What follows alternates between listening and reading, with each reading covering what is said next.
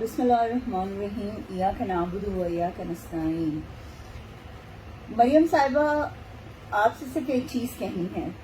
کہ ایک بات یاد رکھیے گا، آپ جیسے لوگ جو ہیں نا، جو جعلی فارم پہ جو ہے وہ حکومت بناتے ہیں،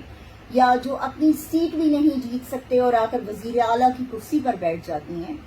تو میڈم میں آپ کو یہ چیز کہنا چاہوں گی کہ آپ نے جو بیان دیا ہے نا وہ کہ 9 مئی جو ہے وہ اس سے بھی زیادہ خطرناک تھا کہ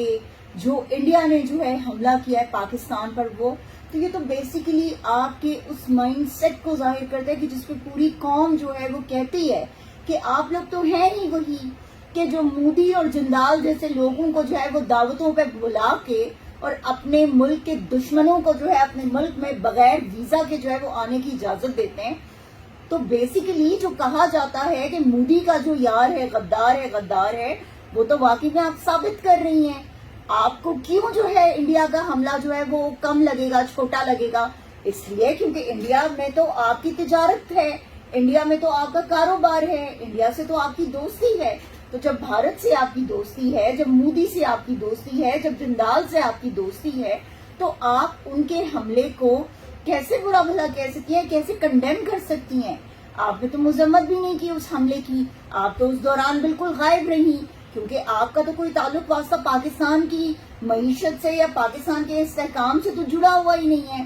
آپ کے تو تمام مفادات جو ہیں وہ آپ کی ذات سے ہیں اور آپ کے خاندان سے ہیں۔ آپ نے آج دن تک جو حکومتیں آپ نے کی ہیں، یا آپ کے والد صاحب نے کی ہیں، آپ کے چچا نے کی ہیں، آپ کے خاندان نے کی ہیں، انہوں نے صرف اپنے آپ کو ہی تو مضبوط کرنے کے لیے کیا ہے، پاکستان کو مضبوط کرنے کے لیے تو آپ نے کچھ بھی نہیں کیا۔ تو ایک بات یاد رکھیے گا، ہمیں تمہارے کسی بھی تجزیے کی قطعی ضرورت نہیں ہے۔ 9 مئی بھی تم لوگوں نے کیا تھا، تمہارے حواریوں نے کروایا تھا، اور یہ بھی سب تم لوگوں نے ہی کروایا ہے اور تم لوگوں نے ہی کیا ہے، اور تمہارے اس بیان نے تو اس پر مہر لگا دی ہے کہ واقعی میں تم لوگ صرف اور صرف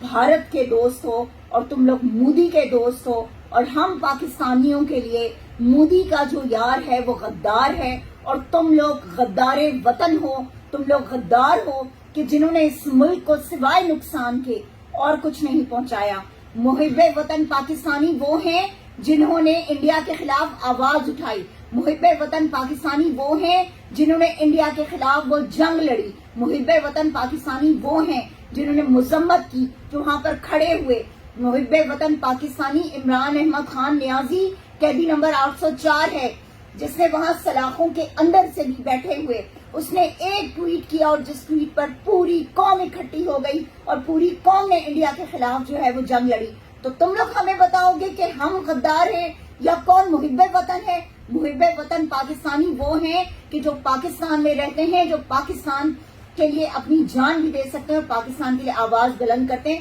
تم لوگوں کی طرح بھارت کے ٹٹو نہیں بنتے یا بوٹ پالشیے نہیں بنتے۔